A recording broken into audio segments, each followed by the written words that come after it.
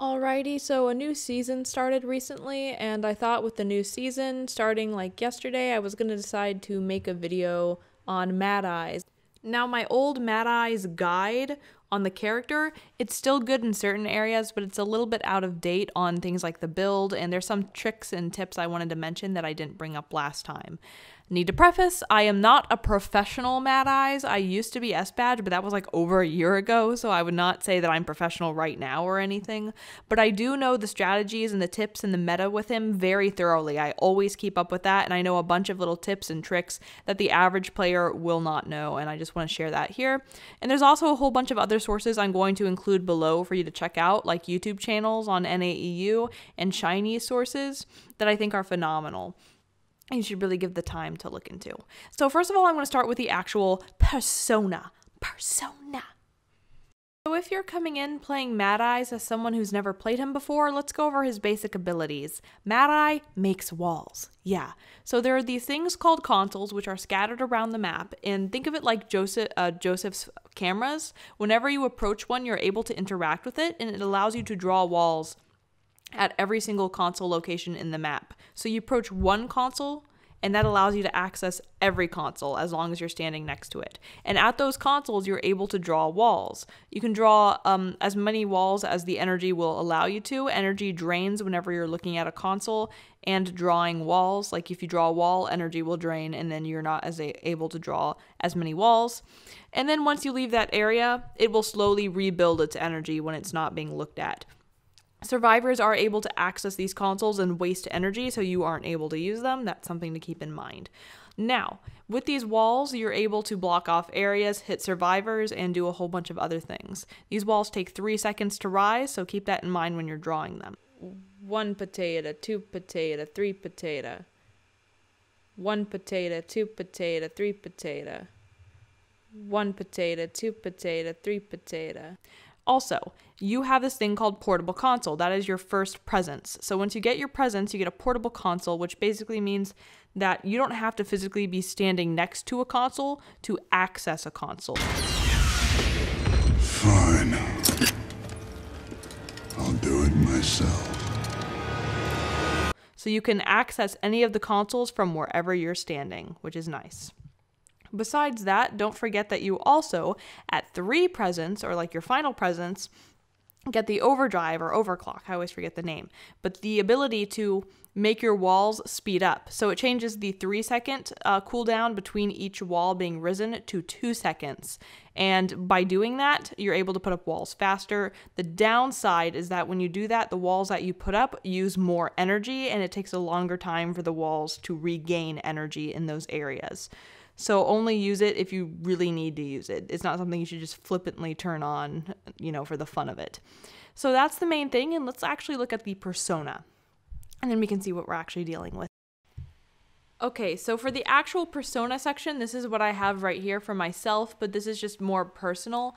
I'm actually going to make a new thing, and I'm going to show you what most people are sort of using. The build I have is not a bad build, though. It's a trump card build, but I just prefer trump sometimes. I switch it up, though. So over here, I'm going to show generally what we're starting with. If you want to go a chip build, you go trump card and insolence. Or insolence, not and. Or. Either or. You do not do both. Sorry about that. You go up as well oftentimes into destructiveness. You do that in a chase build always, sometimes in a chip build. And if you don't know the difference, a chip build is a build where the whole goal is to apply damage on survivors at a distance, versus a chase build, which is focusing on the idea that you won't be able maybe to get the first down with consoles, so you have to do it on foot.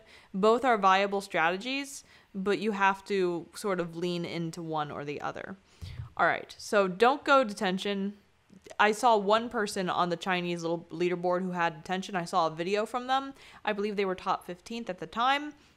They're the only person who's done it that I can see, and they only did it in that one video, so I don't really know what they were doing there. Yeah, besides that, destructiveness I like Berserker for camping. I like Rage if I'm going against a stunner. If I'm going against a stunner, this is also a good trick to take, Desperate Fight. Inertia can be good just to get that cool down, and tinnitus, of course, you have to have tinnitus. So again, there's really a lot more options that I'm going to be showing on the screen, some popular ones that are being used in China. Trump card is one of the ones that some people are using. I use trump card on certain maps. If I just want to get abnormal, I switch into abnormal usually. And insolent is really good when you're not able to get that first hit off and you want to be able to use portable console when you're in a chase. Pardon me. Gosh darn. Another thing, hunt right here is very popular. That's the cat trait. And then giant claw and control freak are very good because they allow you to get to a chair. The increased struggle time on survivors allows you to get to a better Mad-Eye chair. And then the shorter chair time makes it just easier to camp and kill. So those are very good, personally. I like to go for that. Hunt is really good if you're going a chase build as well, which is the cat, because that makes it so that if you don't interact with an object, your chase speed will increase after you've been chasing for a certain amount of time. It's also decent on a chip build. So that's the main thing you really have to know. I'm going to show some pictures of some popular builds I've seen. But really, unlike last Mad-Eye guide I made where I was like, you have to do this build or you're probably going to lose, it has changed a lot. You can really vary and go for your personal preferences, and you're going to be able to work with that if you are skilled and practiced in using that type of build. Alrighty. Rightio, so I had a little bit of lag, so I had to restart this section. No problem. I'm starting off with Mad-Eyes, and here's the lag. Anyway, so we're going to go over to the console here in this spawn, and when you're at this spawn, you want to take over at the bridge first. There's usually someone at the cipher here, or they'll try to run to the console that's right here. If they try to go to the console, try to knock them off, and you want to protect that spot. It's very important. There's a console in this area, which also overlaps here, to make sure you can protect that, which is nice in this area that it has two little overlapping consoles. And you want to make sure that's safe. This is another area you might want to check and make sure. See, we have someone over here. They like to go to that console right there, or cipher. And they also like to go to that area back there. Just block them and make sure that they can't do whatever they want to do. The decoding. Also, that console, yeah, this is the only one there. Nothing overlaps with that. So you gotta keep that safe. Over here is a little bit nice. See, we have the console actually under this platform here. You can hit under there, you can't see under there. And for the cipher here, we have multiple ways of hitting it. There's actually a console on this side of the bridge which we can swing over and hit them with, which is really nice because they're not going to run all the way around the bridge to, you know, drain the console. Gosh, my computer is heating up like a firecracker. Anyway, I hate this console spawn over here. It's not here this time, but if this ever is a spawn, cry. Just cry. Because first of all, look how far away it is. Look how far of a drag it is from here to there. By the time you get there, the survivor is gonna have ran and they'll be fine. Look at that. Look at that. Look how long that is. And look how far I can reach. I can't even reach by the exit gate. So if they just go back there, they're safe. And there's like, well, what? Nothing I can do. Thanks, NetEase, for not letting us be able to guard the gate here. It's very cool. And look, wait, yeah. Pardon. Alright, let me try that again. Sometimes I accidentally click off. See, I can't even reach the gate. It's just too far. If you're a survivor, this is the gate you want to decode, by the way, just in case you didn't know. So I skipped a clip because I was lagging, and now I'm inside 2-story. 2-story used to have a console here. The console is gone. Now we cry. Now there's still a cipher that spawns in here a lot of the time. And so we have to be creative. We have to use this console outside of the building to try to hit this area. Now, look at that. Do you see what happened there? Look at that. Do you see this wall? Did you see how I drew that wall and do you see what happened to it? I'm going to show you something again. Look at that. Pay attention to this. I draw the wall, and it does not go on the landing. Let's do that a few more times. See that? Let's probably do like one more, maybe two more. Yeah. That is a problem.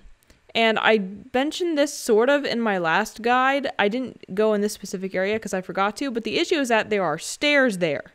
There are stairs next to the console. And whenever there are stairs, these little stairs right here, you cannot go put a wall on multiple inclines at the same time. So you can still hit this cipher easy, but if you don't know about the stairs, that's going to be a problem. So now that you know, what you're supposed to do is scroll down, and put it on top of the circle. Do not start before the circle. Put it on top of the circle. That's the only way you're going to hit it. But then again, the cipher is still pretty bad because say I'm over there, I can just walk to the side like I did, and look, you can't even see me. I'm invisible. And look, like you're a survivor. Hey guys, let's come over here, have a healing party. Everything's gonna be fine. Go away, fly. Shoo, shoo, shoo, shoo, shoo. Sorry about that. But yeah, it's like just have a healing party with the boys. Me and the boys healing at 2-story. But yeah, so there's actually another cool trick you can do here though. So say I'm Mad Eyes and I'm out here and I'm mad-eyeing. Ha ha ha, mad-eyeing sound. Well, here's what I can do. If there's someone in 2-story, I look over, I see someone's there. Oh no, what am I to do as a Mad Eye? Well, here's what you do. Go to the 2-story window here and you can actually make a trap. So don't start in this corner. Don't do it here. It will not work if you start here. What you're going to want to do is start at this ledge right here. This little ledge, start a wall and just put it forward like that. That might be a little bit too long. I'm just doing it for an example. It doesn't have to be so long. And then at this little like indentation in the wall here or somewhere around this area, put another wall out.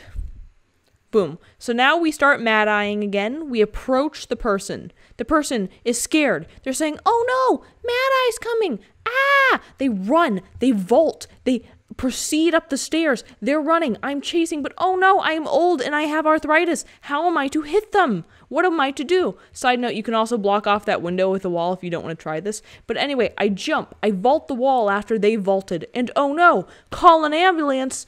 But not for me. You just got trapped.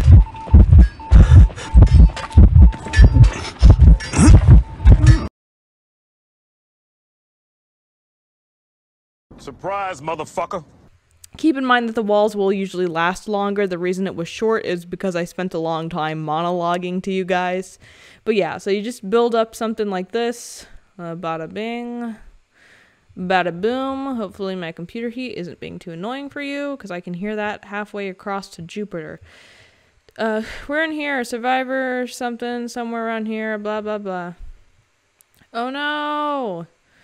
My arthritis, call an ambulance, but not for me.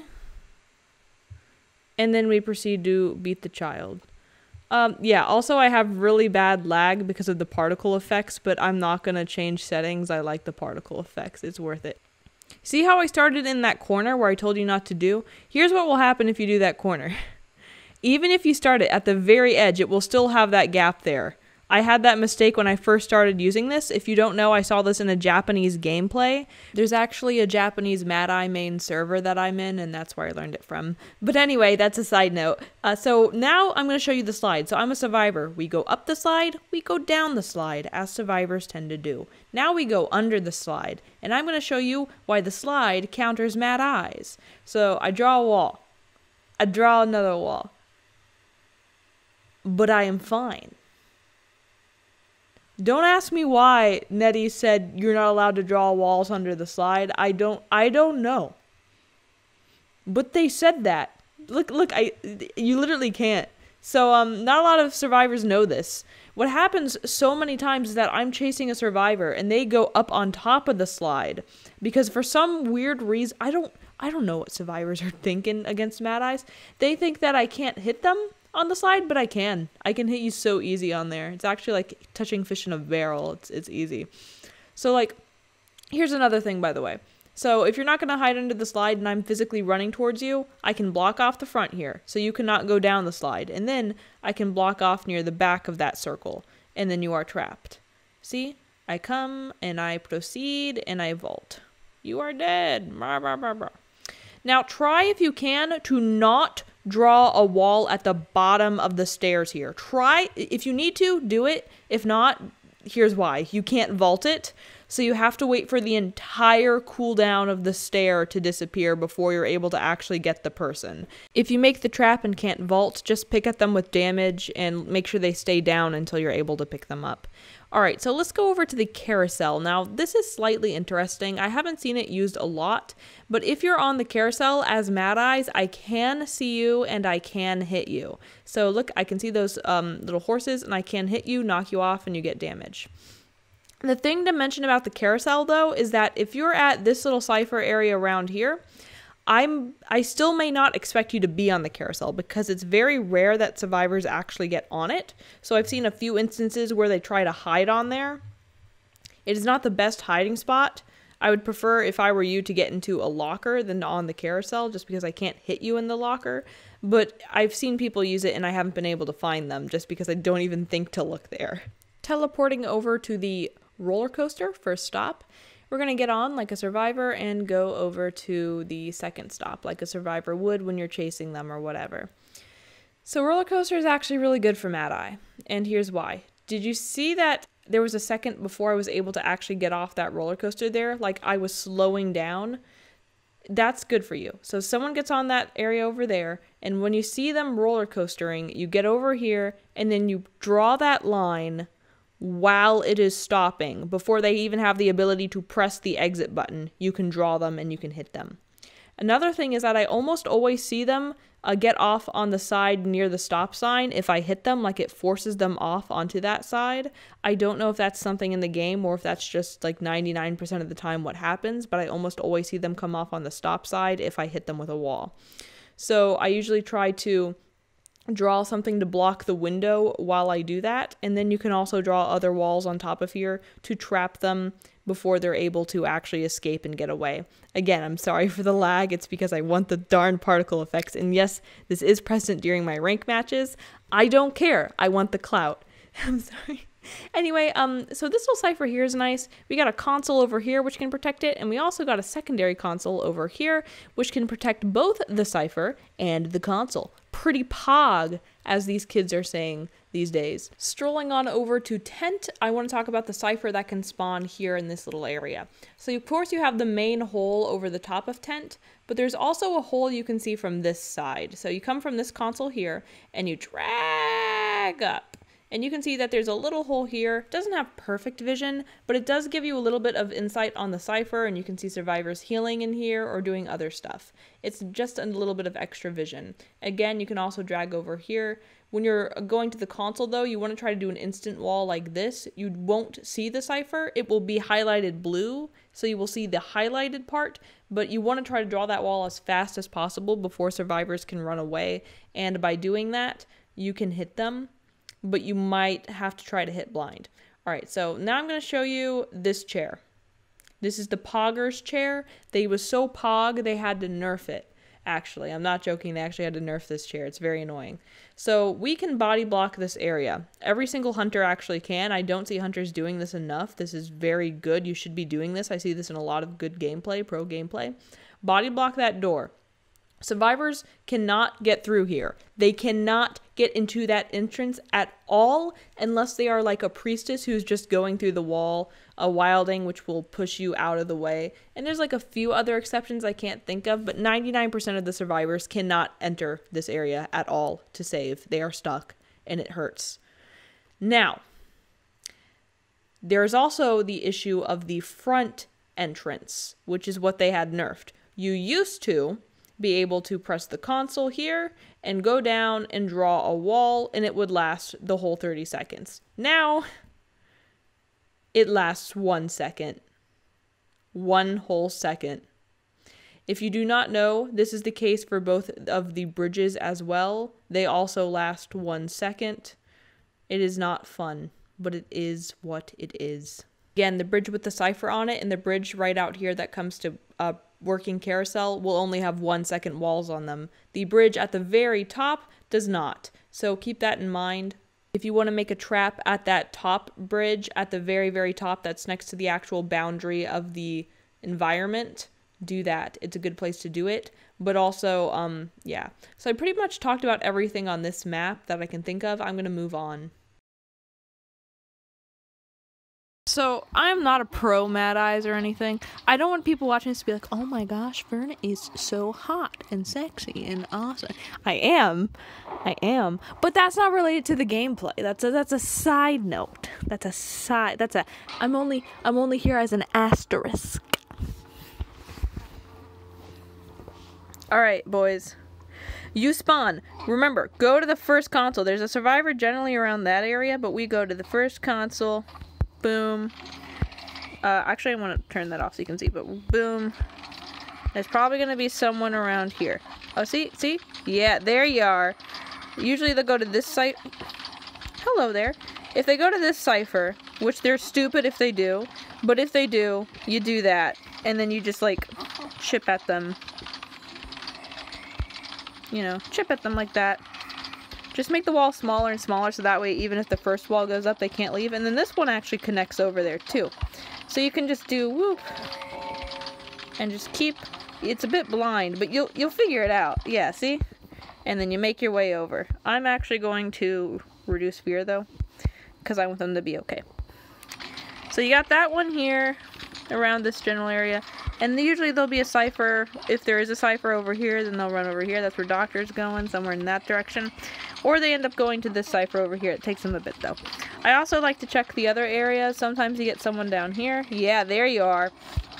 This person right here. So the issue with this console, so we click it, it's got a long drag to it. Any survivor worth their weight in salt is going to avoid this. They just walk away. There's two consoles that overlap here, but look how long of a drag that is. Like, look. The survivors gets a notification the instant you touch that console, basically. They get a notification pretty darn fast when you're on those consoles and they see it and they're like, "Aight, bye Felicia, I'm out of here." Which is not good for you.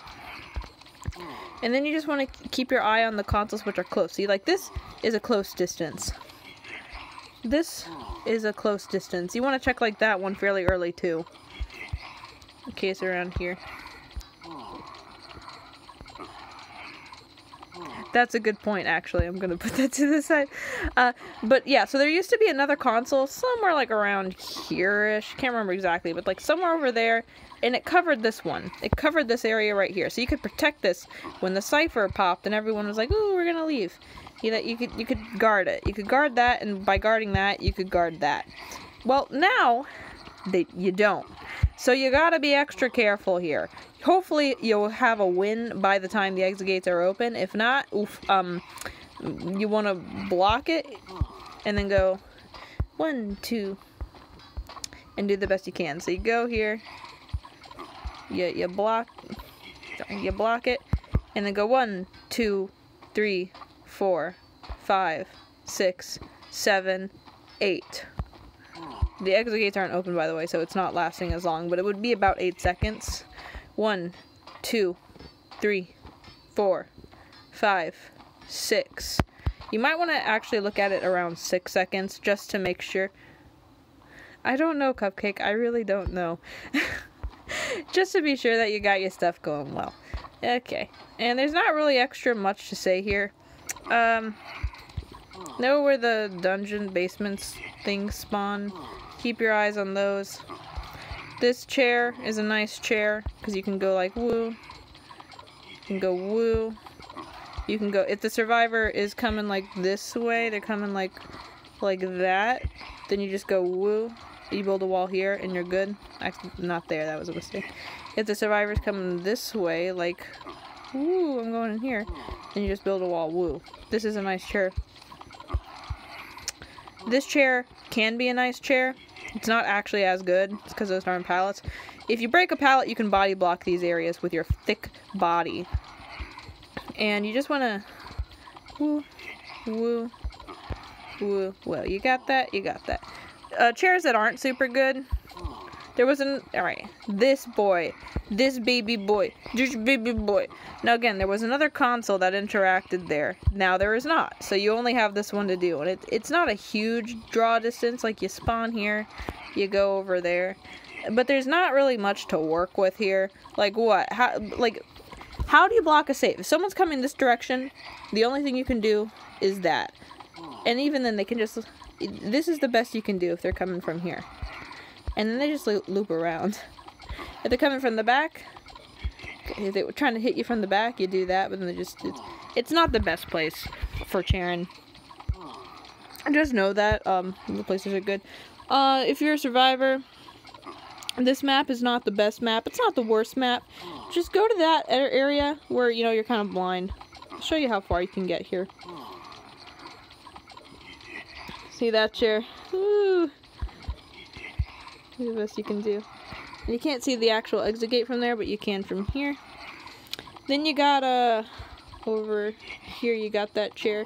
This is a darn good chair. You gotta make sure you position your thing right. It's a bit hard to do because there's no console right here. But if you're able to, you can actually just... I don't know why it's not drawing it right for me right now.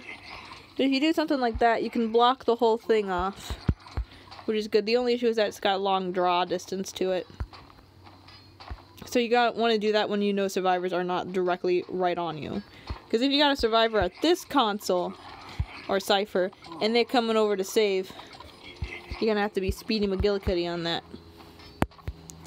Not much super to say about this area. It's nice. You don't have a lot of trees. You got trees, but look at these trees. Look at all those trees. They don't have leaves. But look how nice those trees are. See, they don't block your view. They don't obstruct your view. You can see what's happening perfectly fine. Oh, I love it. It's so good. Also, survivors never hide in here. I can see you from above. That's not common. It just happened one match, and I thought it was the funniest thing because the survivor was like certain they were being hidden. They thought this covered over. It does not cover over. I can see you and I can trap you.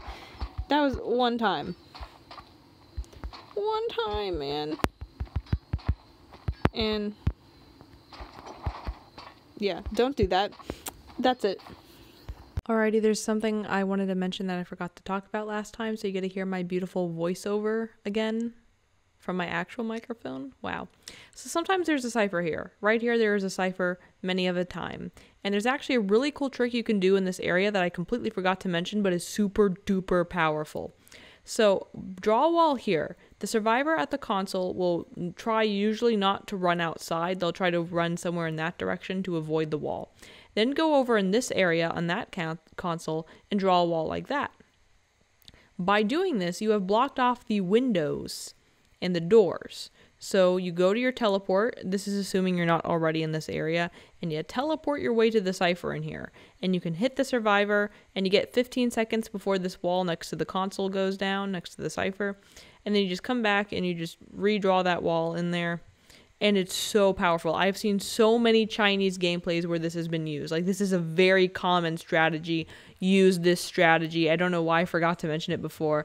I've used this. This has helped me so much. Do this. Do this. There's also another strategy you can do in the shack and hospital. Yeah, which I'll talk about when I get there. But use these strategies. These are so powerful. These are so good. They're so yummy. Starting off at a hospital spawn, we're going to turn behind us and go to this console. Remember this console location because there's multiple spawns where you go to this one first, and some of them it's not really highlighted. Alright, so there's someone at center, someone at shack. They actually spawn outside of shack, and they usually run into shack, but I let the AI on for a second, which is why they're at the cipher. Then we have someone back here at this cipher. You got to be careful, they drain that console fast. And then we got someone over here. Alrighty, so now we know where everyone is. We check at center, we do a trap. If you ever see anyone at that cipher, especially if they're at the corner, that's what you're going to want to do. I'm going to get some presents real fast. Alrighty. And I'm just going to bring myself over here to show you a little bit better on that. So, see a little doctor back there? We go to that console, and then we can trap her with it. Now, there actually used to be two consoles here. There used to be a console that spawned up here. It was on bottom story, but in that area. Yeah, well, we don't have that anymore because they nerfed it. So we don't have as much protection of like that chair over there or other areas. So when it comes to this cipher, we have to use this console and we have to protect this console. It's very important to protect this console. So say that someone spawns here and their first inclination is not to go to the console. If it is to go to the console, then we try to just hit them off the console and force them off of it. They usually will jump down a hole and then go somewhere safer. But anyway, if not, if they go to this console, do that. Do that wall right there. This is one of the best traps in the game. If they're decoding the side of this console, it is so good. Look at that. What you want to do is draw that wall on the outside and then just keep making that trap a little bit thinner. So barely touch them with the side of the wall and then bring that wall closer inside. So that way when the 15-second limit, because it's next to a cipher, falls down, they're still trapped. It should happen any second now, actually. Yes. So you see how that wall just went down? Because we were staggering the walls next to her to keep going closer and closer to the big wall behind her, she's still trapped back there, which is good for us. But let's say that Mr. Nettie's himself really doesn't like you and decides to give you the cipher spawn down here. I hate this cipher spawn, and the reason why is that it's so easy for the walls to glitch like that. look at this. Just watch this. Just watch this unfold. Every time. It hurts. None of them are hitting the ground.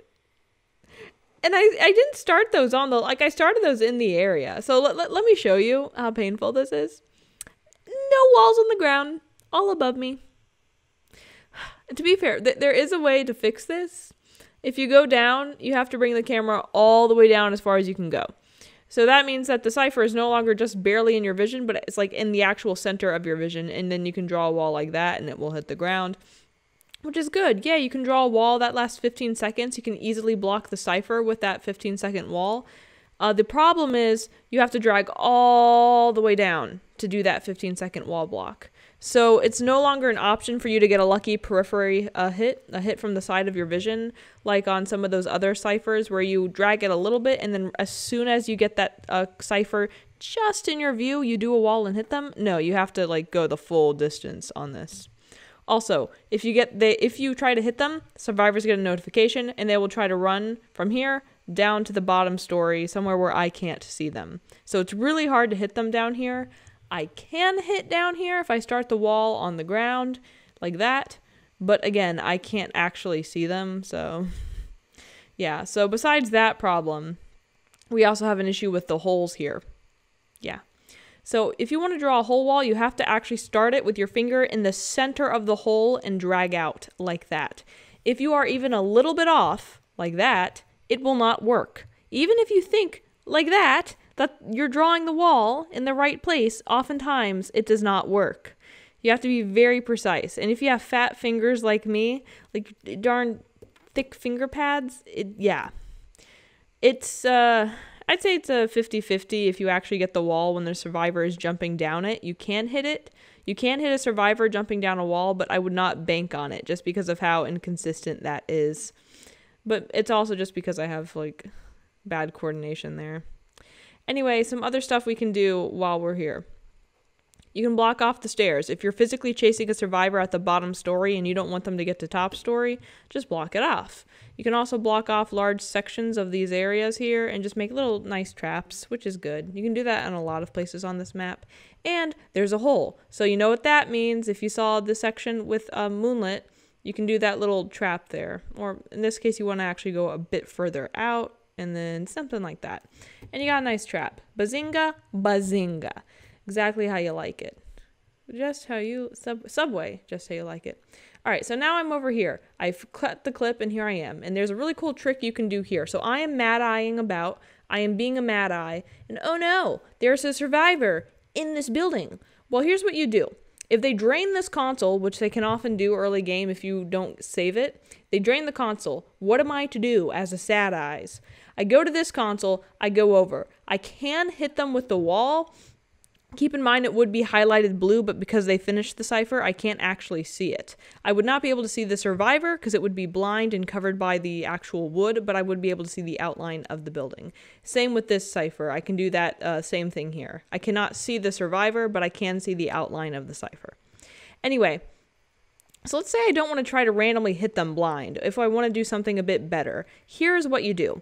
Go to that console, drag over here, and then start a wall under the window and to the other side of the door, like so. I could have started that a little bit closer to the window, but still this works fine. And then you can see how it's like a little blocked off area here. And then you go to this console, drag up, and between the tree and the actual foundation of the building, you do a wall. And would you look at that? You can't get out. So this is a really good trap for you to do. I'm going to try to redraw that wall because I did it a little sloppily. It still works, but to give you more range as an example. But bada bing. See, it covers the whole cipher here. So it's not guaranteed the survivor will stay in this trap when you draw the walls, but usually they won't run outside of the building. Sometimes they do. I can't say usually actually on that. But this is a really good trap if you're able to get it, and you can teleport in here. and then just hit them. I actually saw this on Chinese gameplay. I'm going to try to show that to you if I get the opportunity, if it's not too much work on my computer, which is struggling right now. But it is such a good trap. I've seen this used in a lot of gameplay, and I cannot stress to you enough how pog, as these kids are saying, how good this is to use. Yeah. Especially if you run out of energy in that cipher in the actual shack itself. Anywho, let's move over to the chair. While I'm here, might as well throw that in. I hate this chair, personally. I mean, it's not the worst chair in the world. Like, at least you got a camera that can see it. But it's not my favorite, just because you have to do multiple walls to block it off. Like, I can't just block it off with one wall. The survivor can run around it. So it just wastes more energy, and there's no overlap. This is a great chair, on other hands. And I'm going to show you why, in comparison, this chair is Pog, and the other one is not Pog. So, if you remember watching my old body blocking guide, which still works today, by the way, you would know that this is a great place to body block with. If you're a hunter, you body block this area, and survivors can't come through here to save. So what happens is the survivor, they try to run, they have to use that window if they're coming from this area, which means that they have to save on the right side, and you can easily wall and block them off. Unless they're coming all the way down from that window, in which case you have ample time to either hit them with your main body or block them with a wall. But if not, then you just hit them and protect them from the right side, and it's such a nice way to use that body block strategy and your walls to minimize the amount of actual energy you're using, unless there's a priestess or something. But yeah, if you do have a priestess, or maybe you just aren't able to get to the body block in time because they're too close to the chair, then you can just do 2 walls, really simple like that, and bada bing. Look how nice that is. There's also 2 consoles that overlap in this area. The console here, there's also a cipher here, by the way, which you can easily wall off. That's super nice, like that. Always do the corner wall there. You're almost guaranteed a trap unless the survivor will run away from it. But I'm saying, like, if the survivor stays on the cipher, that's a trap. Okie dokie. Now let's say we got a survivor somewhere around here, and they're running over to the right. Alright, so if they're doing that, you got a whole bunch of different traps you can do. Just like draw a wall somewhere around here. It depends which way they're actually running. You know, you have to predict it a little bit. But something like that's a decent trap. Just make sure you have 3 seconds to work with between each wall. Again, 1 potato, 2 potato, 3 potato. 1 potato, 2 potato, 3 potato. 1 potato, 2 potato, 3 potato. 1 potato, 2 potato, 3 potato. Yeah, anyway, sorry about that. Just wanted to get the point in. But yeah, so there's a whole bunch of little traps you can do here. Whatever works, floats your boat. Make sure that you keep in mind for the actual ciphers and consoles that... one second, let me open that little thingy. Whenever you're at this console and cipher, you can actually reach this console and the cipher in this area.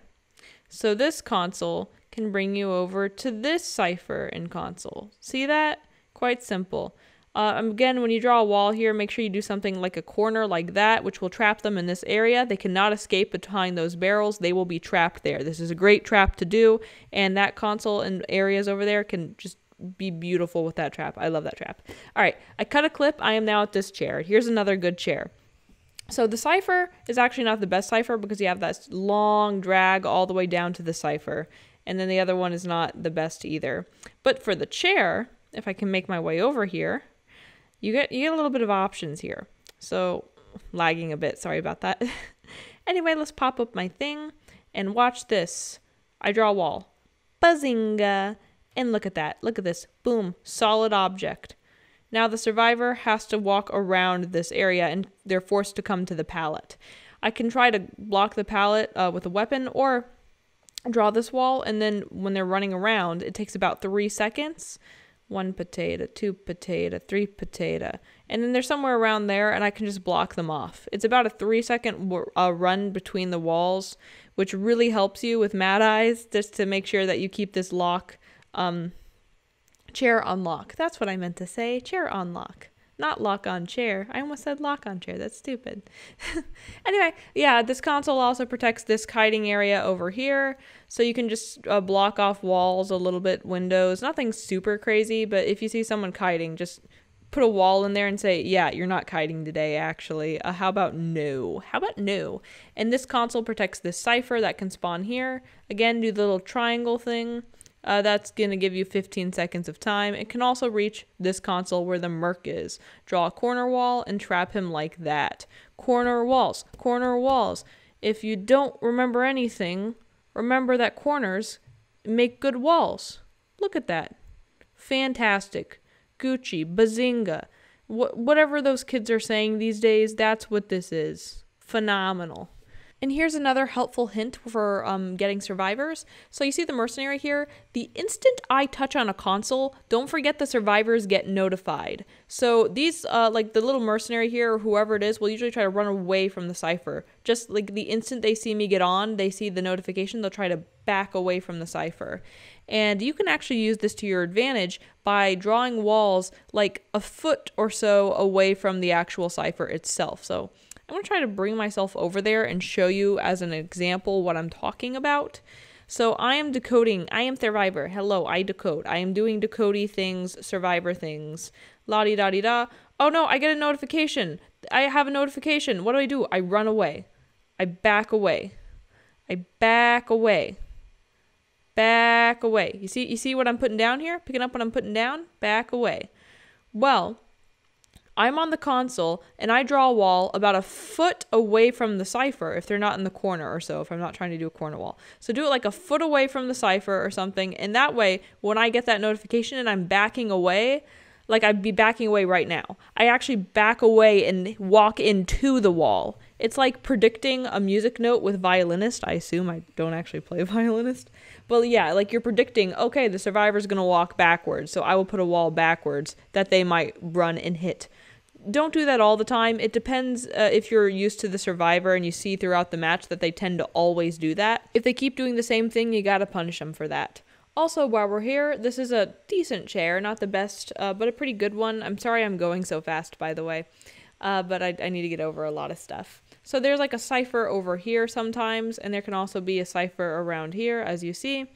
If you have someone at those ciphers, like a rescuer, it's not the best chair in the world because they're pretty darn close to it, but you still have a lot of options with this chair. For instance, there's like 4 ciphers they have to run through if they're from Shack, and if they're from this area, they have to run through 2 different ciphers, which basically, I mean consoles, not ciphers. Basically, there's a lot of consoles with energy they have to run through to get to the chair if they're not directly next to it.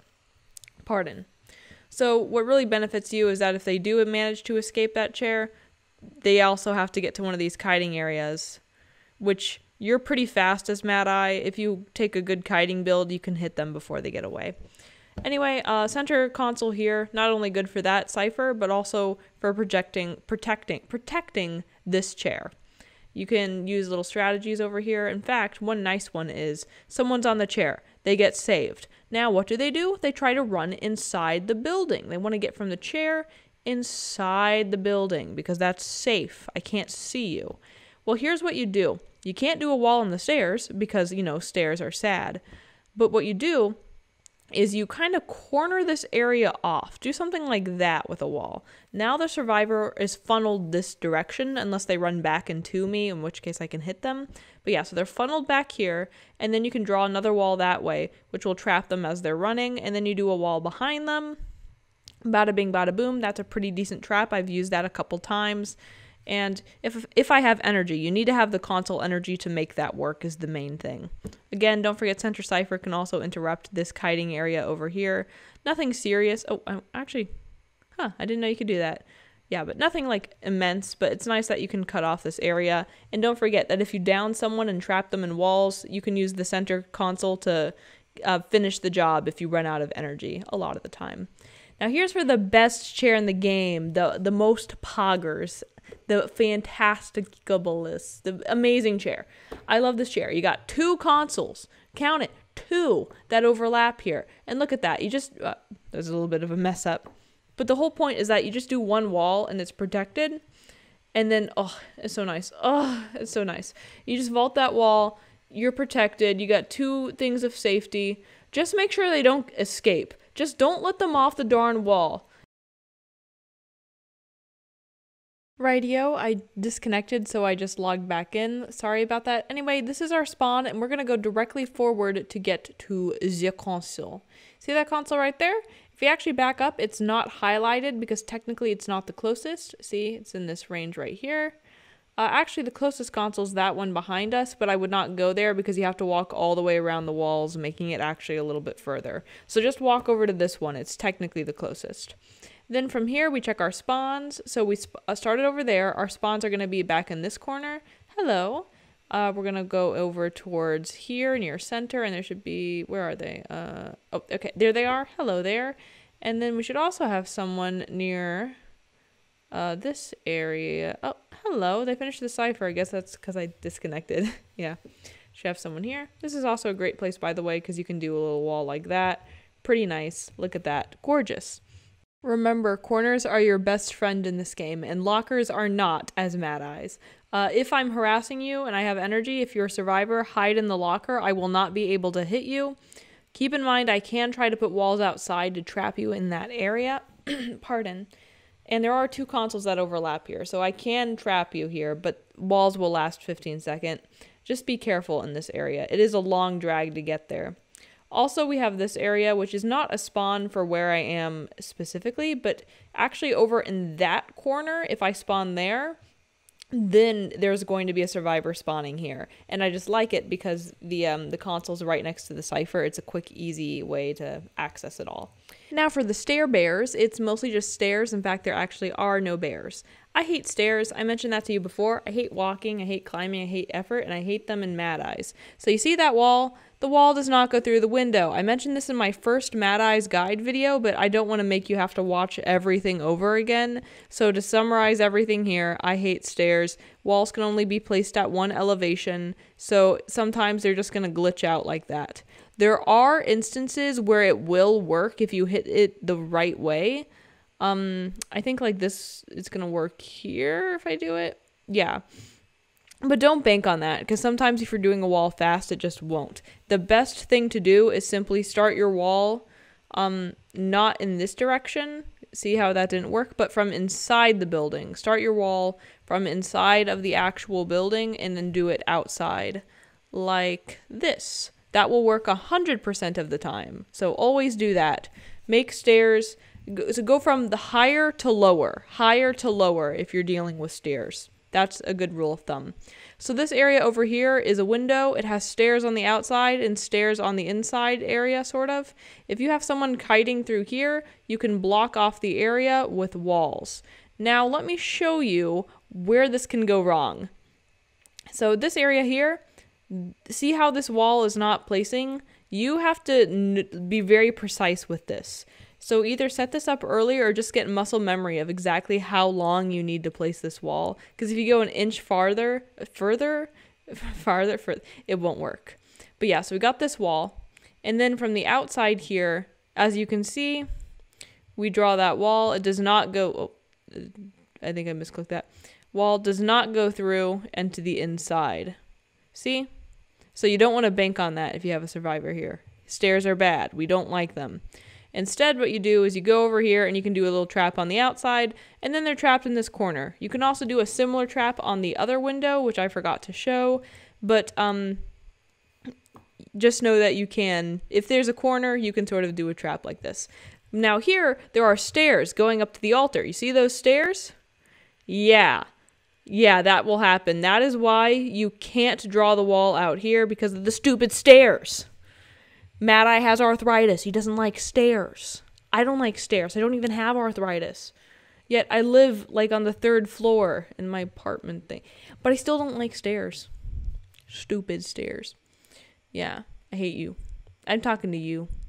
Anyway, now that the dungeon's like literally right, or basement, dungeon, whatever you call it, thingy is right next to us, I'm just going to show you what I like to do here. So you can fall and do a double hit.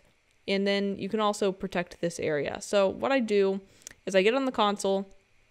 A lot of people will do something like that. This does not work. So you see, you go in here, you crawl out.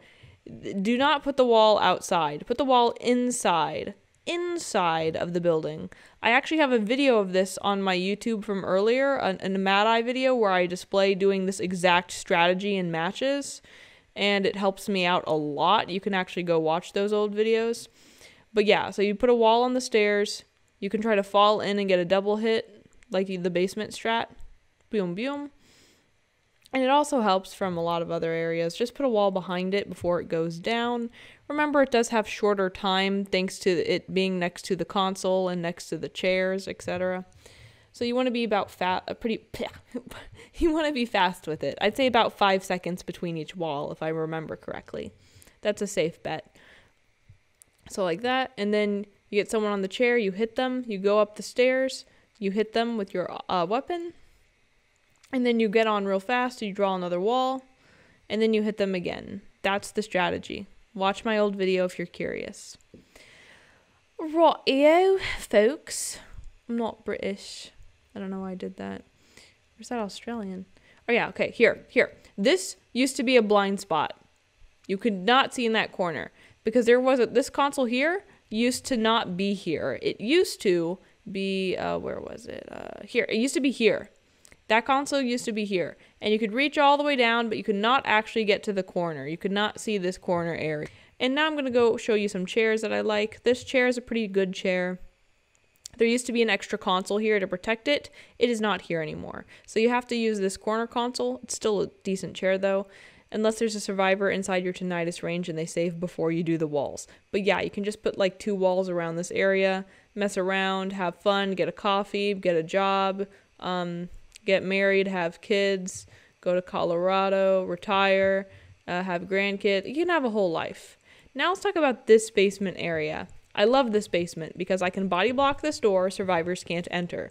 And then you can do a wall like that. And then survivors can't enter through the back.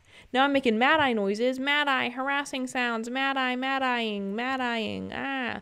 And then you do another wall, and that's nice. The only thing is if you chair the survivor and you hear tinnitus, meaning that there's a survivor like right behind you about to save, which survivors will often instant save against mad-eye, just because if he has the ability to block you with walls, it's terrible. Instant saving against him is common. Then don't do that because it's going to take too long to get up to that area. This is a blind spot for Mad Eyes. They actually made it even worse by moving the consoles. Do you see how much of a blind spot this is? Dude, you can't even see me. You can't even see me here. Call me John Cena because you can't see me. If you're going to heal a survivor, this is where you go. All right, now there's a chair location over here. Sorry I'm going so fast, by the way. And you can block that off from this area, this area. It's a nice chair location. I like it because you got this one console over here, and you can also protect that chair over here. And then from this console, not only can you protect your chair in that area, but also this chair. So you get like doubles from both sides, double Dutch, it's great. And then this console can also protect this chair, which, if I can make my way over, this chair is the best chair on the map. The best chair on the map. The best chair on the map. Don't know why that was hovering in the air. But what you do that wall corner. If the survivor's in here with you, you can hit them. You can try to hit them with walls or whatever. And then you get right back. You do a bit of harassing. And then you do another wall. About 5 seconds. Bada booey. Brilliant. The only thing you want to remember is that for these walls, you got to be careful when you aim them. If there's a cowboy, he can actually counter you here. Anyway, so you got this console here and this cipher, which are now close together thanks to the spawn. And do you see that red chest? Well, you can actually get a survivor decoding there, and you can use that red chest as a physical object to trap them. This is a very, very, very, very, very, very common trap because out of all the ciphers, this is pretty darn close, and people for some reason don't think about the box being able to block you off. It's not the most in the world. And again, you can always do the corner areas on this place around here. Hello, corners. You can't do corners here at all, sadly, and you can't do corners here, making them a bit weaker. You can do corners where this cipher spawns. It's not here now, but it can spawn there. Hello, bada boo. And you can do corners here. This is also a blind cipher. You click that cipher, you see it's highlighted blue. Hit blind. Do not drag over. Hit blind instantly and then only drag over to actually see that console. if you see damage at the top right. Because you can just draw a line there and hit in that general vicinity. And if you see damage, then it's worth your time. If you don't see damage, there's probably no one there. All right. Also, here's something I want to show you that's actually useful on every single map in the game, but I just did it here as an example. Say I have trapped a survivor in a corner. They have been trapped. I've set this up for your convenience. I vault the wall. Mad Eye is actually very thick in his shoulders, in the fact that survivors are too large to get between those gaps in between me and the wall. If you do not move the second you vault a wall, it is impossible for survivors to escape.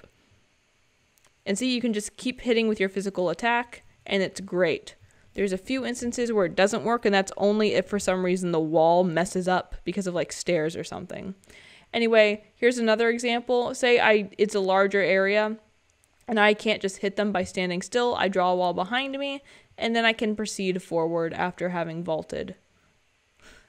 That is the strategy. Alrighty, and that's about all for this map. Sorry I wrapped that so fast. Sorry. Alright, honestly, there's not much to say about this map. I hate this map. I really don't play this map almost ever.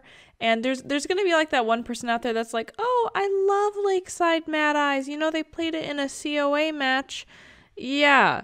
And you know the reason they played it in COA was because the other team knew that they had a Mad Eye main, so they specifically chose Lakeside just so they couldn't get a good map for him. Like, it was specifically to counter him. It was not like he chose to play it on Lakeside. I've heard people say, yeah, and you know what? Maybe you do like it on Lakeside. Good for you, but it's most mains don't like it. I've looked on like Chinese gameplays on Bilibili.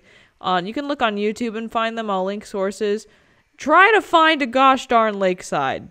If you find it, it's going to be rare. And if you do find it, the gameplay is most likely going to be, if it's a win, the survivors probably kind of did it to themselves, is all I'm saying.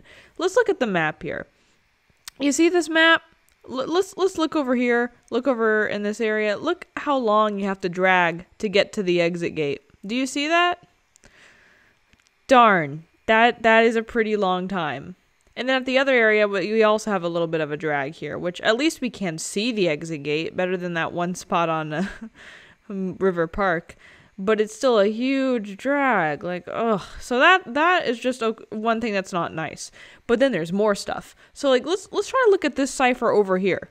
Do you see how long we have to drag to get there? It's ridiculous. It's ridiculous.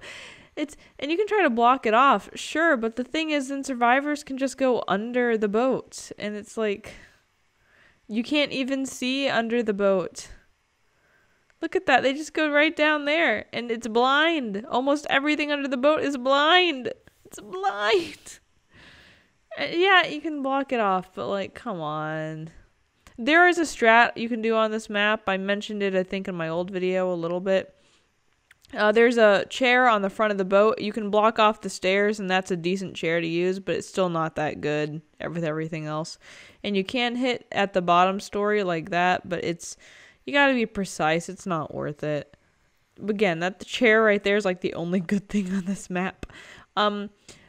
Over here, we have Shack, which we can't see in, because they said, you know what? We have one building which you can't see in, the ship. What if we had two? Two for the price of one. Brilliant. And then they said, you know what? What if we had trees? What if we had trees with leaves? What are those little green things on the trees? What do you call them? What do you call those little green things? We call them leaves. And you can't see through them. They actually obscure your vision. You might not have known that. And there's trees everywhere. Like, I've gone to 3 consoles and there's been trees on every single one. Look at this. I can kind of see inside this one if I, like, angle my camera a certain way. Ooh, yeah, because I'm gonna have the time to do that. But you can't see into all of them. Look at that. See, that was just like a one tree thing, and there's like 3 of them in just that one console area. Like 99% of this map is a blind spot. Most maps you get 1, maybe 2 blind spots. This map said, you know what? What if everything was a blind spot? Yeah, and then okay. if you actually want to play this map, here's what you do. You're supposed to do. Focus on beach. Focus on the cipher that can spawn here. Basically focus on the beach side part of the map. Everything near the front. Like this area as well, kind of. Don't focus back here as much. Don't focus on the back side because like you see how long of a drag it is to get to this cipher. There's another cipher in the back left corner of the map that takes forever to get to. It's ridiculous. There are a lot of smart players that know how to utilize this map. I just don't like to play Mad Eyes here, so I'm afraid I can't help you as much. Sorry. Here we have the map, the myth, the legend, Leo's Memory. This used to be one of the best maps in the game, and now it is not exactly. Yeah. Anyway, if we do spawn here, then, well, it's not actually one of the best spawns, but what we're going to do is go behind us, straight to the console, and then we're going to want to go back and look for the 2 people somewhere in the main building. So we click here, and they should be... a notification there. Where are they? They should be somewhere around there. I paused the AI. Wait. Sorry, I was just clicking back for a second. Alright, somewhere... Oh, there you are. Hello. I don't know why I'm blind today. And where's the other folk? I don't remember how long I had AI thing unpaused, so I'm a bit... Oh, hello. There you are. So, 2 people generally around this area. And then you're going to have someone up here... vibing about in shack. You can't see them. I'm going to try to hit it to prove. Did I miss it? All right, let's try that again real fast. Boom. All right, see? There we got the doctor right there. So we got someone here, and then we got another person. Okay, by the logs. That's where they are. So those are the main spawns for this area. I already mentioned it, but this is kind of a bad spawn place. So here's what I mean. We have someone in shack. Now that is a long drag. Look at that. It's a, long drag before I'm actually able to see them. Long drag. And by the time I get to them, they're going to run away. And then you want to try to blind hit like that. But the thing is, it's also, as I said, a blind hit. You also have a long drag for this spawn between the console and that cipher. And between the console and this cipher in case they go to that direction. Because they can go to either cipher, but it's still a long drag. Kind of annoying. But yeah, it's the best you can do with that console. Wish it had better coverage. Also, there can be a cipher that spawns here. So if you have this spawn with the survivors, they could go to that cipher, which is actually pretty decent because that person has this console over here guarding them and it guards that cipher as well. You want to protect that console. That's a very important console to have. Don't forget, because 2 people spawn around the big building, you can have someone go to the little cipher right outside, and then someone might also try to run to that cipher. It might take them a second, but that's just one potential place they could go to. Mentally prepare yourself, because I'm about to show you what I call the cancer path. But first we have to actually talk about this exit gate so that you can understand why this path is so terrible. So this exit gate right here is very, very, very annoying. The reason why is because it's almost a blind spot. Essentially a blind spot. So if we get, let me get some presents actually so I can see and then move over. We can interact with that console with the little keypad area there. See? But look how long of a distance that is. Survivors get a notification the instant you get on, and they always run away. Yeah, so you're probably not going to hit them there. And here's the other thing. You see how long of a drag that is? You notice you don't see the entire door? Well, there's also a console down here, which overlaps with a little bit of the door at the tippity top right there. So all survivors have to do is run 2 inches away from the darn keypad and they're completely safe, and then I have to change consoles. But then they just run 2 inches back up and then I have to change consoles again. It takes me like 4 seconds to move the console all the way to them, so it's gonna waste my time terribly. I won't be able to hit them at all, essentially. Not only that, but this is all reliant, essentially, on the main console right here, because this is the only one that can touch the keypad. So if survivors drain this console, I can't do anything. And see this console I'm on right now? It can't even reach that one. It can't protect it. Nothing right now protects this console. There used to be another console that did protect it, but they removed it because, lol, NetEase hates us. But that also opened the door for the terrible evil path, which I will show you in a second. So not only can you almost not hit this door at all. Let's Do I have this? Let me use my map. This path I'm walking right now, that I'm going to be walking, is a path that if you walk as a survivor and you just run straight through, it'll be near impossible for me to hit you on. I can hit you, but it is so far away from every single console that if you're running fast enough and you just get between the console zones, it'll take me, by the time I'm able to move the console over to where you're standing, I will not be able to hit you because you'll be in the next zone already. This whole path I'm walking right now, you can see on the little map right there. This is evil because once the exit gate pops, once the last cipher pops, they just run down this path straight to the exit gate. It's like a huge path that goes almost halfway across the darn map, straight to the exit gate, and there's nothing I can do with the consoles. I have to be there on foot or waste my teleport, or there's nothing I can do if you're smart as a survivor. And it just hurts, man. It just hurts because basically on this map, you have to get people dead before the exit or else they're going to use this. Like, look, see?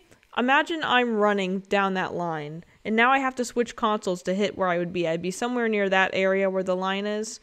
But by the time I dragged over there, I'd be in a completely new position. So basically it's just nearly impossible to hit you on that line if you're smart as a survivor, which is what I hate. I hate that so much. I mean, you can kind of counterplay it, but still, if you're smart and you're able to kill all the survivors beforehand, it's not a problem. But I don't like having to use my teleport endgame if I don't get those kills just to counter that. Yeah, I'm complaining. Let's be positive. Let's talk about this cipher. This cipher is a positive. I mentioned it a little bit before. You got this console here, which can protect it, and then you got this console here, which can protect it, which is nice and happy. But not only that, not only do you get this nice protection zone, but these consoles also help you in other situations. Hence, if I can walk over here in a second, let's get over here. And now I can talk about how the actual consoles help us. So we get over here, we get on this console, and say we're a survivor. We're decoding this area or whatever, and then we run up the stairs.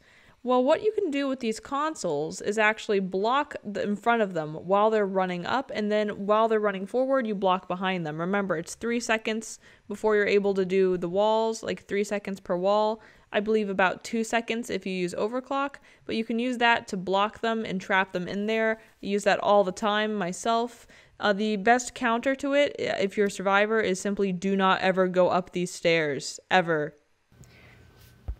Bunch of things you can do. You go over here, draw a wall. Basically, you get it just like anywhere you can draw a wall here, you can trap them. Just so many different places to trap survivors. Keep in mind that there is an exit here. They can jump off the stairs. So if you ever see them climbing up the stairs, make sure you draw the wall behind them, or like behind them over here. As long as they're past that general point and they're going up. Then they're stuck going forward, then you move consoles, and you can do whatever you want. You want to block it here, you can do that, here, there, anywhere. There's also a looping area near the back of this map down here with the pallets. You can use walls and block off these little areas, so that way if you want to chase on foot, that's not going to be a problem for you, or at least as much of a problem. Which is nice. Cutting off little kiting routes is always welcome, and is something that you should get accustomed to doing. Whenever you have to physically chase, because there will be times where you have to physically chase, even if you're going chip build, there will be times. Making sure you block off those areas before you have to do it is going to help you so much. Ugh, look at that. Nice little trap here. Yeah, I'm probably going to mention this later, but even if you have chip build, what you want to do is try to get half damage, and if you can't get full damage, because you often won't be able to, you're going to want to teleport to them and then try to chase them until you get that down. Also, this cipher, you can do a corner here. Corner trap is so nice here in this area. So beautiful corner trap.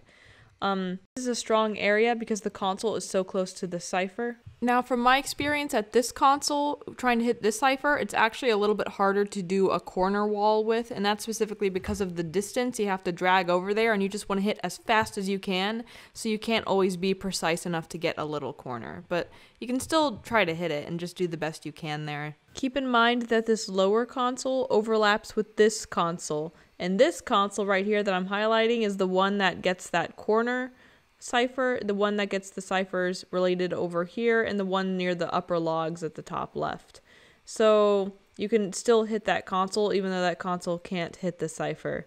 Yeah, so we're at the back corner now. This is a nice place to try to do a quick hit on. It is a little bit of a drag, but you can do a trap with those barrels in the corner there, which is nice. Let's see if I can get myself over there. Taking my way downtown, something fast, something homebound. Do. All right, we're over here. So we got that little trap back there in that corner. Nice little place right there.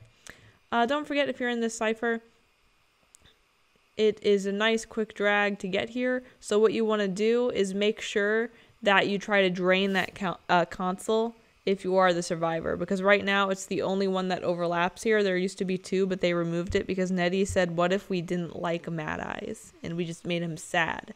And they did that. They made him sad. Thank you, Netties. Also of important note, I am playing Blonde Eyes right now, which is the best Mad Eye skin. It was a limited logic path one, I think, actually, but it's so stupid. It's so ugly. I hate it so much that I unironically love it. Same with the caterpillar skin and the Catboy Mad Eye skin, which is the lion one. They're so ugly that I just love them. Get another character with ugly skins like that. Bet you won't find it. Bet you won't. Also over here we got a cipher that's perfect for corner wall. There is a window, which is a bit annoying, so you can try to do a smaller wall. But if you're at the front of the cipher or the left side, then doing a smaller wall which blocks off that window is not going to help as much. But yeah, just try to get a hit there. It's a nice corner. You can sort of use that depending on where you're decoding. Again, if you're a smart survivor, don't decode in the corner. Get as far away from corners as you can if you're smart. In good gameplay against Mad Eyes, you never see them in a corner cipher. Never. Only people who aren't familiar with Mad Eyes decode corner ciphers. Yeah. I hope you're prepared, because now I'm going to talk about the evil window strategy. Evil for survivors, not for Mad Eye. This is sad for Mad Eye. It's not fun for Mad Eye. So we have someone in the chair. Say they were like kiting, meandering about, and we trapped them and we put them in here. Now, it's not a bad chair. You can block off a lot of areas and you have multiple consoles that cover over this chair. So it's nice. And you can block off the doors and stuff. We like that. That is good. Here's the problem. If someone gets out of this chair and they run towards the window, you are stuck. You might say, oh, just don't let them get out of the chair. You would say that, but sometimes things happen. You get stunned. You know, if you have a good survivor, they're going to try to be able to rescue. You can't always block a save. So if they do get out of the chair, they come over, they vault the window, and then they run towards where I'm standing now. If I can move the camera down. Do you see this crate? They run right behind that crate area. So the issue is, once you escape and you get over to this area and you run out the window, you, first of all, have a really long movement with the console to hit here. And then, second of all, if you proceed forward to the actual crate, you are in a blind spot and I cannot see you. This is a very common route for survivors to escape from if they're in this area by the chair. If this happens, you have to chase them on foot. You cannot rely on your console to get them unless they stupidly run out of the blind spot and into somewhere like over here where, oh, hello. Somewhere over here where there's a full console. But here's the thing. If the survivor knows that that's a blind spot, they're going to know that there's a console over there. Like, if you're smart enough to know that, then you're smart enough to know the console. So yeah, I hate this spot. It's not that fun. This was here since the beginning of the game. I would not have minded the blind spot if they didn't also recently remove 2 consoles and make that huge, horrible escape route to the exit gate for endgame, late game, and then they removed a few other console stuff as well, which is not fun. So it's just like the cherry on the unsavory cake. Yeah. And now let's say they run over in this direction after getting out. It's still, that was a misclick. It's still a long drag over here to find where I am and to hit me. See where I am? It's still a decent drag, which is kind of annoying. It's a good route if you're a survivor. If you're Mad Eye, it makes you not the happiest Mad Eye in the world. One might call it a sad eye. Anyway, there can be a console over here. Do the corner thing. Block it off, 15 seconds, bada booey, bazinga. And since the topic of blind spots is already on the mind, I'm going to cut a clip here and teleport over to the exit gate area. 1 second, and here we go. All right, So this corner over here is also a blind spot. Not the exit gate. I can see the exit gate, but the corner is a blind spot. Boop. And I'm going to show you that once I get on my little portable console over here. It is a bit of a drag to the exit gate, but that's not the huge problem. The problem is this area over here. Now, technically, like I just did, you can make a trap here, but the thing is, if there's someone in the corner, you have to already know that they're in the corner before you can do that trap. I don't really use that corner trap much ever, because I don't ever see anyone in the corner. I'm sure people go there sometimes to heal, but I just don't see them doing it. But it's just something you can know that it is a blind spot. All right, so I thought to bring this up here because I'm going to have to bring it up somewhere. It doesn't really matter where, but kiting for survivors. Do not transitional kite. If I'm out mad-eyeing, drawing walls like this, ooga, that's taking up energy. That's going to take a certain amount of energy. You can't see it right now because I'm in practice mode, so it's not actually using energy in practice mode, but it would normally use energy. So if I am harassing you and you're a survivor, do not leave the area, because I am losing energy when I'm looking at you in that area, and eventually I will run out of energy.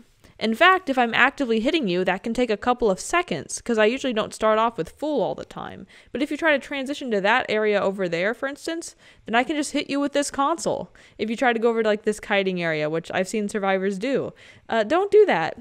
That's not something people who are practiced against Mad Eye will do. Try to stay in the same area unless you are literally forced away. Like you're forced away because I'm right about to trap you or something. Or if you're in an area that has like 3 different consoles covering it, which I would like to show you, but I don't think this map has any serious areas like that. But like, I can't think of one right now. But there's some places that have multiple console coverage where you know it's not worth it to stay there just because I'm going to keep using consoles. They overlap. But yeah, don't transitional kite. I know that's not common. A lot of hunters you have to transition with. Mad Eye, do not. You'll run into an area where I have full console and I'll be able to harass you more. Unless you just know your teammates so well and you're in voice chat and your teammates are telling you, hey guys, this area over here has no console energy left. But that requires a bit of teamwork. There can be a cipher spawn here. It's a great trap you can do. Look at that. Nice little trap. Again, only this console covers that area though. You gotta protect it. And it is a bit of a drag. Pardon. So it's a bit annoying, but yeah. Sorry I'm talking so fast, by the way. I'm just trying to get in a bunch of information without making this video terribly long. Also, that console can protect that console, but only that console that's closest to us right now can protect this area. And I'm sorry for the lag, but I really want the darn particle effects. I do what I gotta do. Yeah, that's a nice console. Protect that good old boy. And also the console over here can overlap. I said that. What am I forgetting? I feel like there's something important I'm forgetting. This console's important. It protects that console and the cipher in here. Oh, okay. I remember. All right, over here. See me? See me? As Mad Eyes, do you see me? Do you see me? All right, now you see me? Now you don't. Because I'm under a wall. This is a blind spot. You can hit here.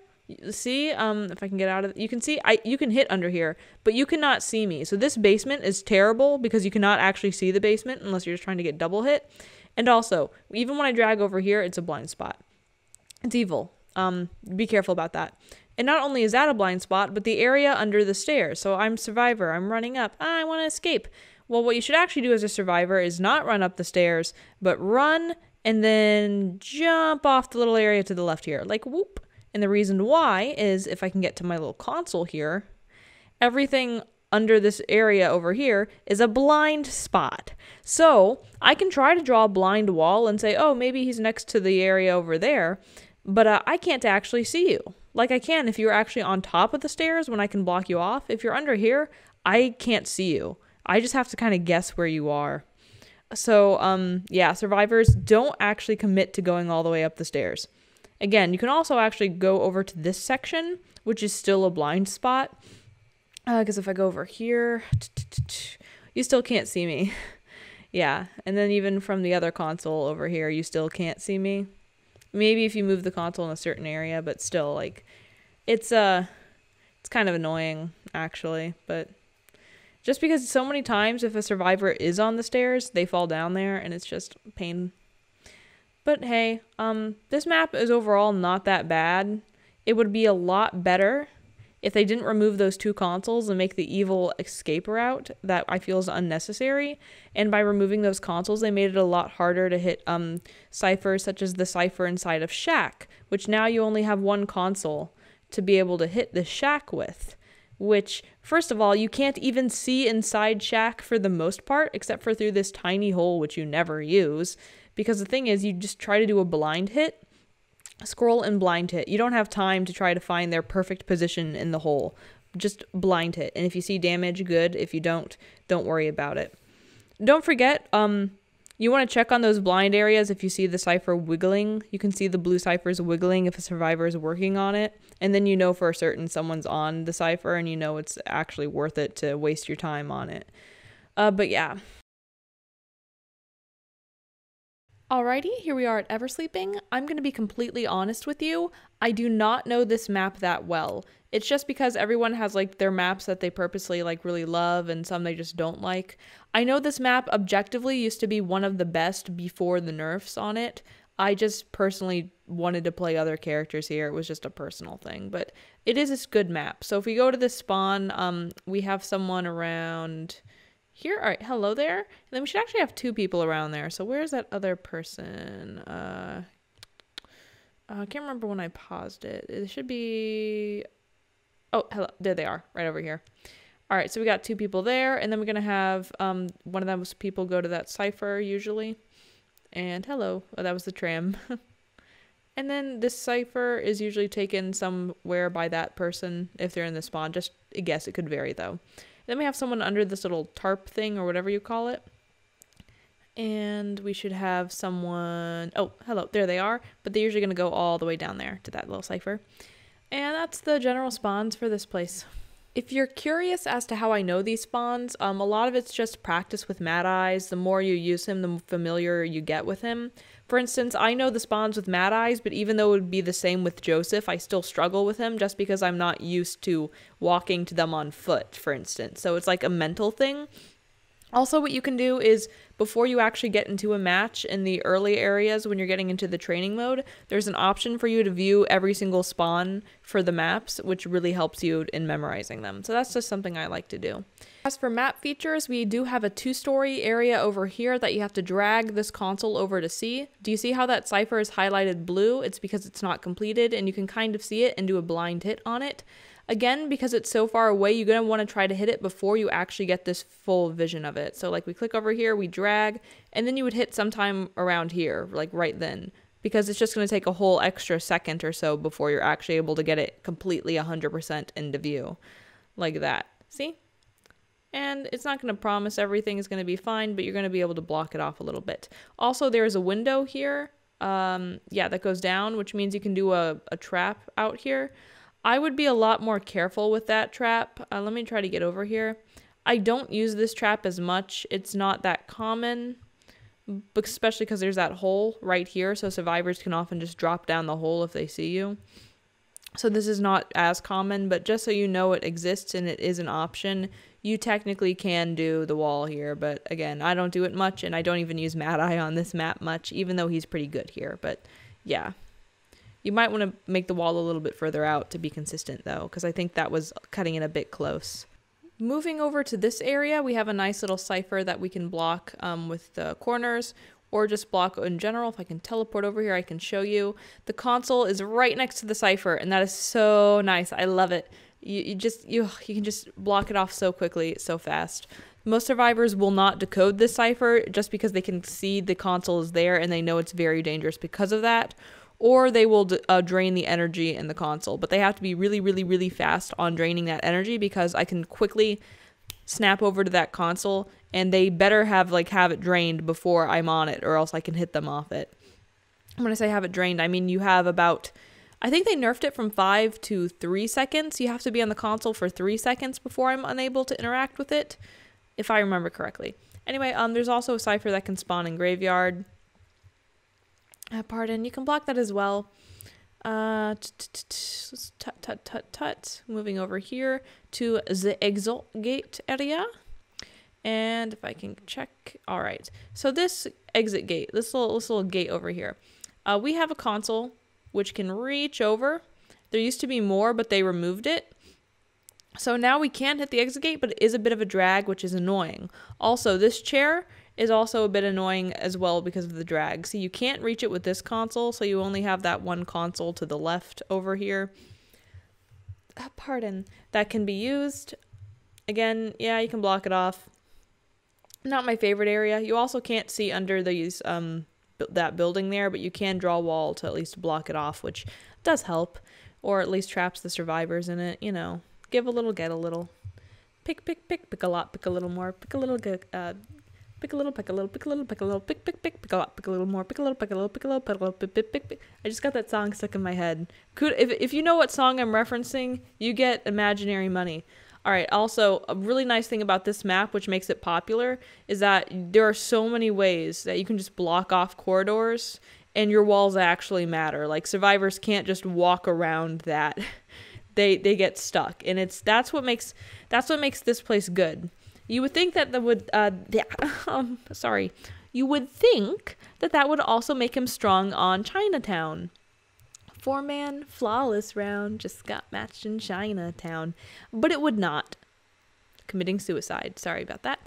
But it would not make him strong. And the reason is because Chinatown has these umbrellas that cover a large amount of the map. And then there's so many buildings in Chinatown that you just literally cannot see inside of.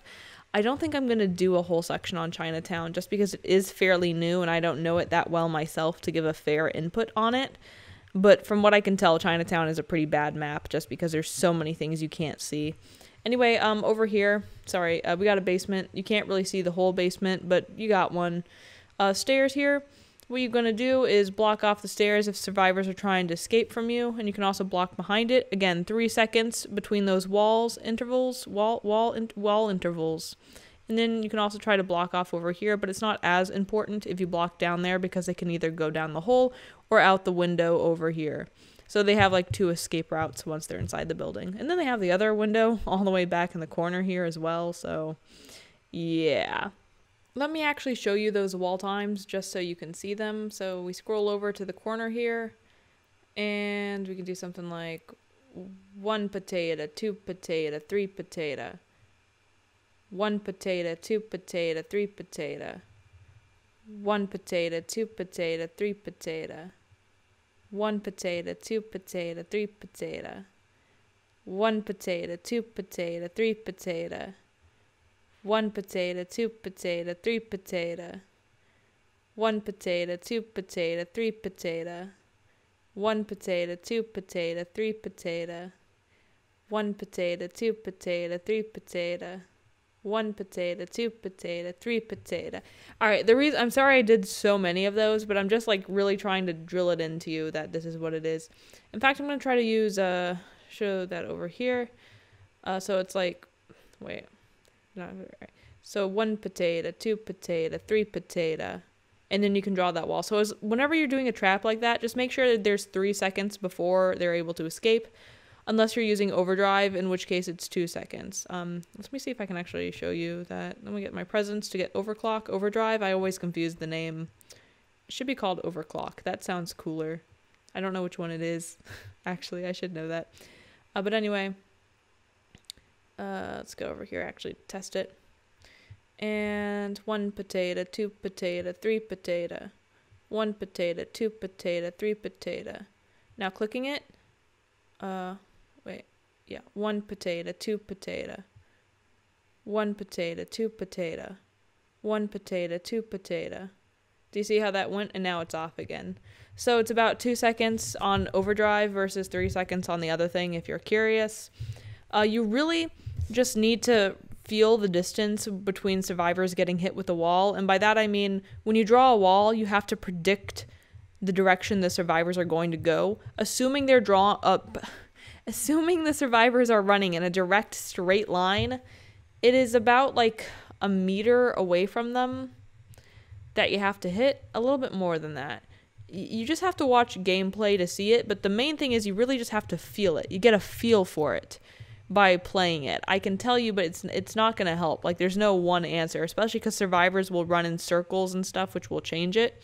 So you just got to get a feel for which direction the survivors are running, and there's no way to do that without just practicing, and just playing it, just experiencing it, and then you just feel it. It becomes like muscle memory to you. Like, okay, I draw the wall here, the survivor's running this direction. There is more stuff on this map I can talk about, but again, to be 100% fair with you, I don't use this map a lot. I am not that familiar with it. I wish I did. I should have back when this map was really powerful, but I just did not. I just had other hunters I preferred on this map.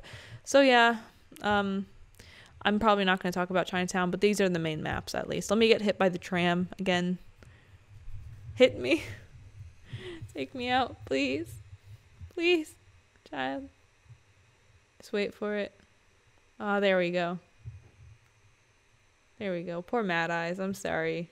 I'm sorry, good old bloke. He's a good bloke. He's a nice bloke.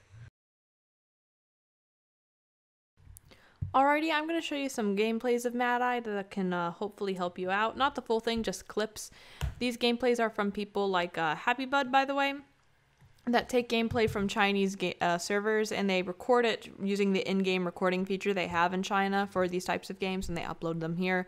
This is not content stolen off of like Bilibili or stuff. This is just stuff using the in-game recording system. So I'm going to start off with the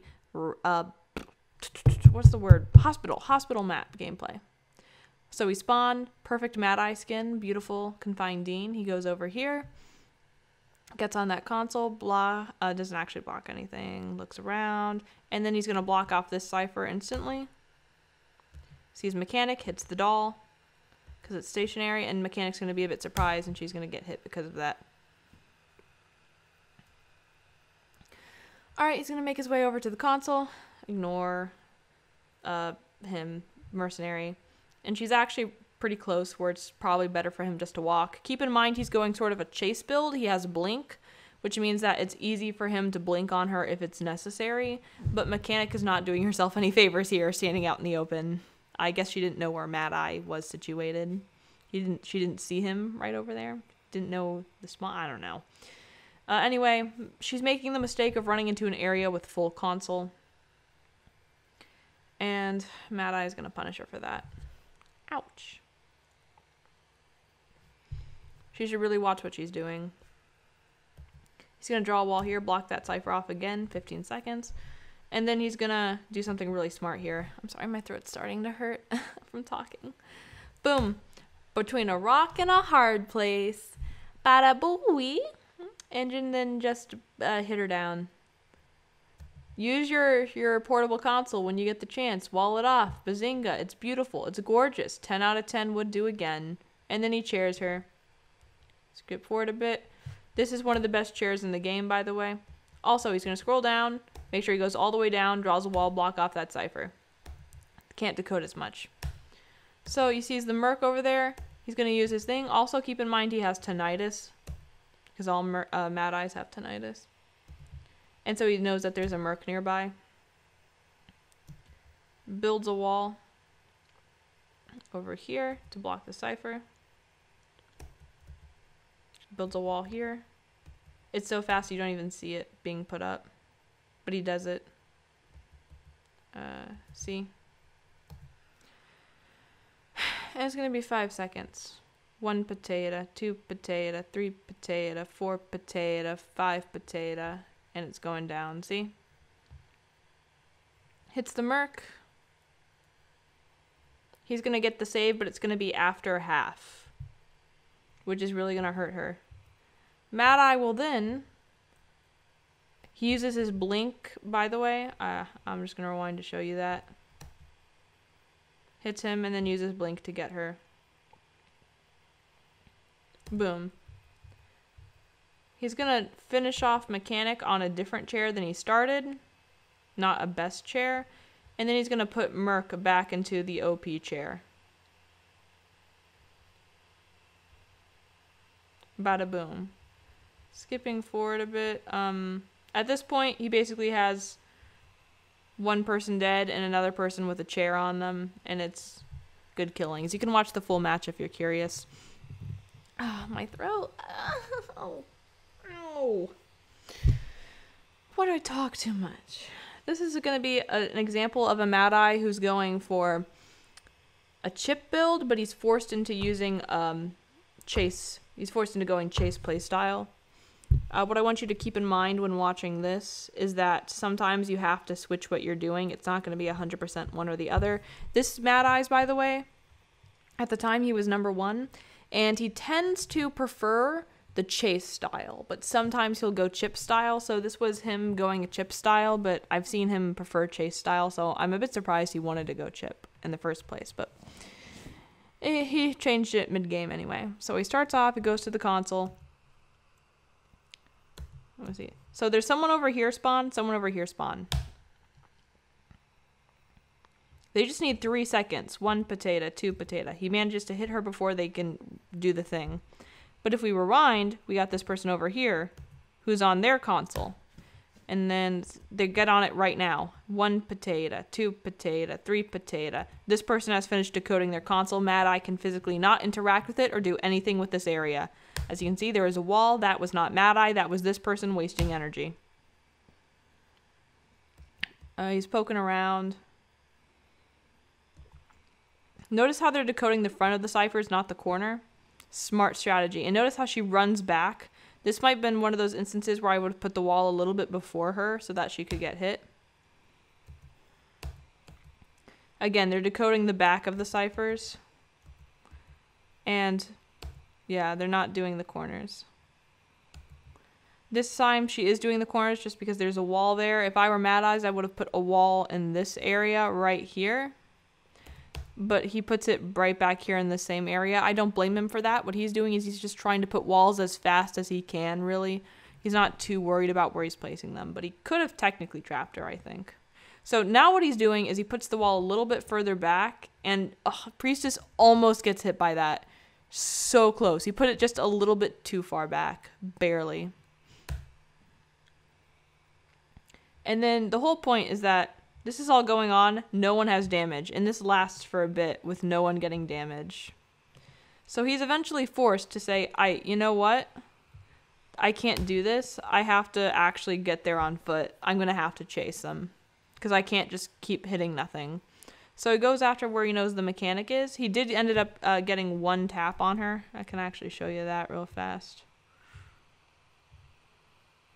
Yeah, around here.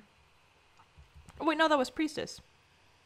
Forgive me, I'm stupid. He actually did hit her with that one, which is good. I'm going to actually go over that one more time because that's a good thing. Sorry, I missaw. He put the wall a little bit behind her, and she ran into it. That's what I'm talking about by putting the wall behind them sometimes. It does work. Anyway, he's not able to get them for a bit, so he has to actually teleport over to chase the mechanic.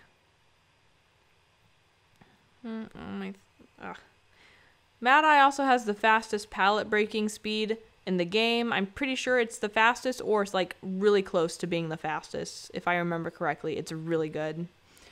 She runs inside and he gets her. He chairs her, and he does not do the body block thing with the door because when he looks on here, he sees there's footprints up there. So there's no point. They're not even saving from the other direction. Oop. Oh, my throat. And then they get 3, and I could show you the rest of the gameplay, but that's just, it's really long. You can watch it. My throat hurts too much. Oh, yeah, this gameplay. Ugh. I hate Lakeside Mad Eye, you know that. But the thing about this one is I just thought it was funny because the whole reason they lost, the survivors lost, is because Postman was stupid. They could have completely avoided this.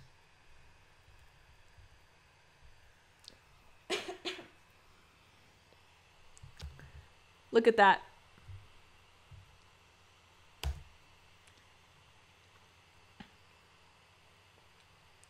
So Burke had drew a wall here.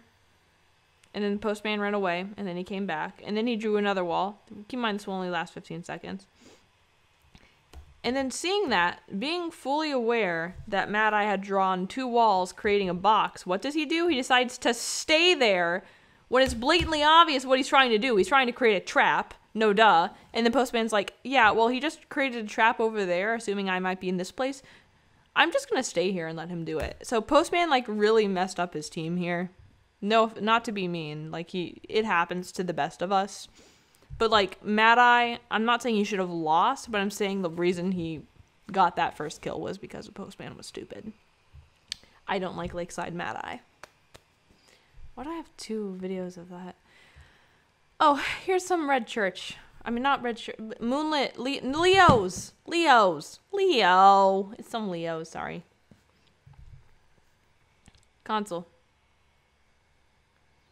This is just a chip build example of him going chippity chip chip on survivors. Hits here. He's going to run into it. No one here. Am I crazy? No one there. Oh, footprints. That guy's not worth hitting. He's gonna get out of the area.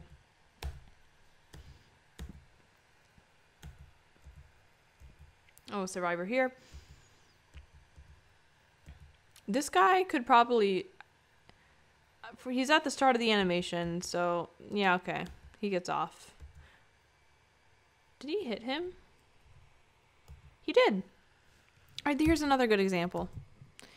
So in this instance right here, the mercenary is facing this direction, by the way. He has to decode. He gets a notification that Mad Eye is next to him. And he's going to run backwards. And that's why this Mad Eye does the smart decision of putting the wall behind him. Not like through the area, but behind him. And he runs into it.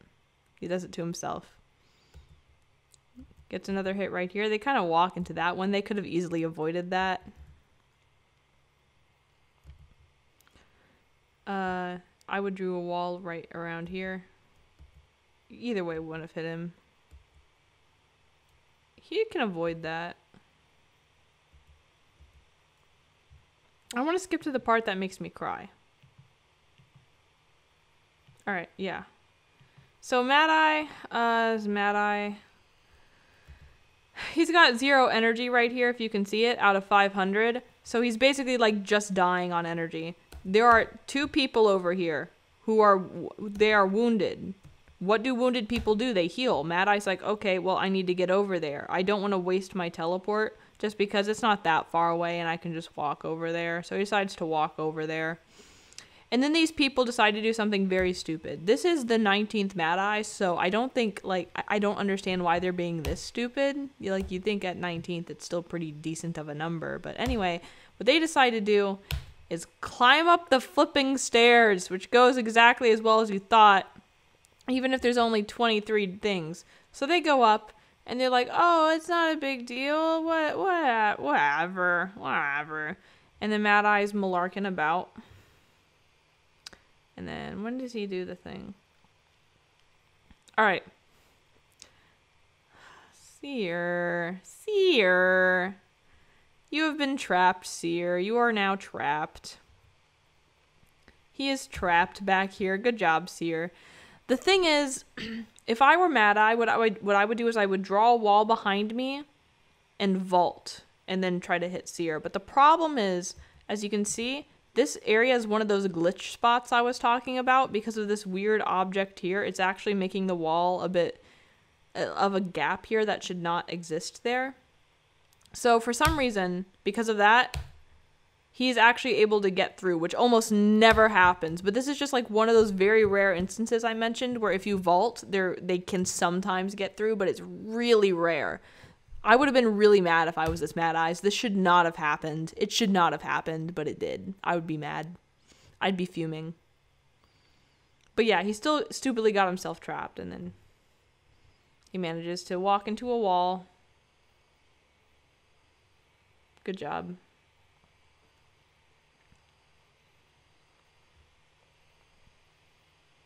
Did it to yourself. And then there's a lot more interesting stuff. That's a good example of chip build. This is a good example of chasing. It wasn't a chase build, but he ended up chasing with it. This was actually a chase build that ended up becoming more chip despite it being a chase build. And this was a postman being stupid and allowing the Mad Eye to win example. So yeah,